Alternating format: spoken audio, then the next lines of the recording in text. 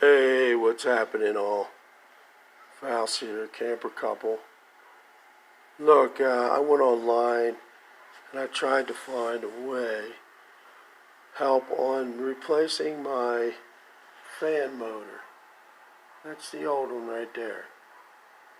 On my propane heater in my cabin of my Class C RV 1995. Somebody told me it was a couple of screws. Well, I gotta tell you, this is not an easy job. You basically have to take the whole thing apart to get this motor out. And then on one of the ends, this end here, the screw was in so tight, I had to spray it with the blaster to get the thing loose, to get the collar off.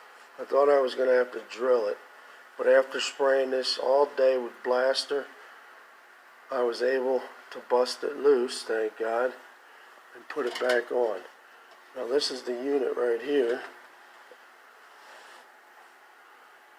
and it does slide out and all, but I mean, you got to make sure you have all the screws and all.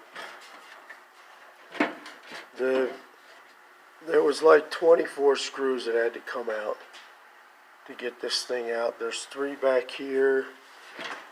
There's 3 that go in here.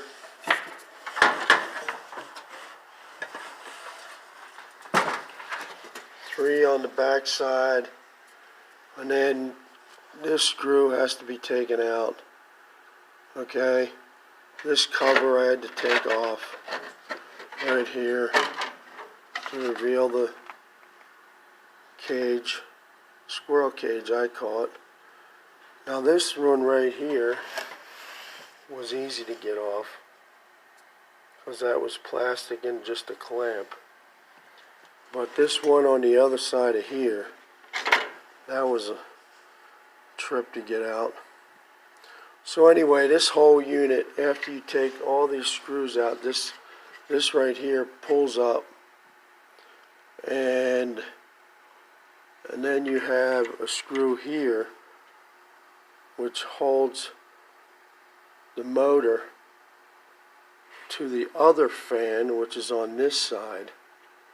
Okay, I mean, I don't have time to do a step-by-step video. I wish I did, but I hope explaining this stuff will help somebody that's doing this project. Now when you go to put this thing back in, it's got screws in the back here, screws in the back there that hold it to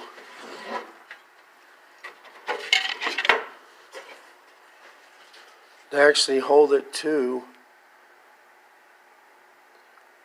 the manifold in the back. There's a manifold in the back that has your supply and returns on it, and this whole unit here slides into it, and then you have to screw it in, and then these tabs go inside the door on the outside of the cabin, and they turn down, and you screw them back in to hold the unit in place. These things move around so much that they have to be held by a lot of screws so they don't,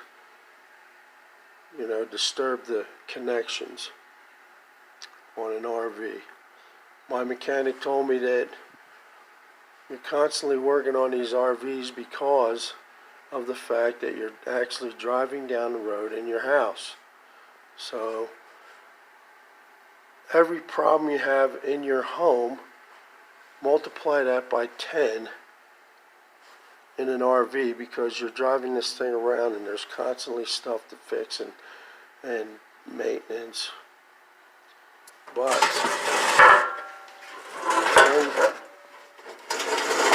turn this sucker around. Okay, and you see the other 3 screws that come out. Once you get all those screws out, this part right here basically comes out. There's a pin here that you can actually swivel the unit out. You take the motor out. Motor's down in there. And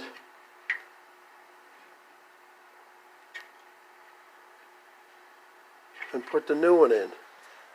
Now this one here is totally froze. This will not spin. The spindle doesn't spin at all. So I'm pretty sure I'm on the right track here. It was making like chunky noises. I call them chunky noises, like a blender. So that was my sign that something was definitely going wrong. And when you take it out, you got to unhook your gas naturally. So you're going to have to turn off the gas.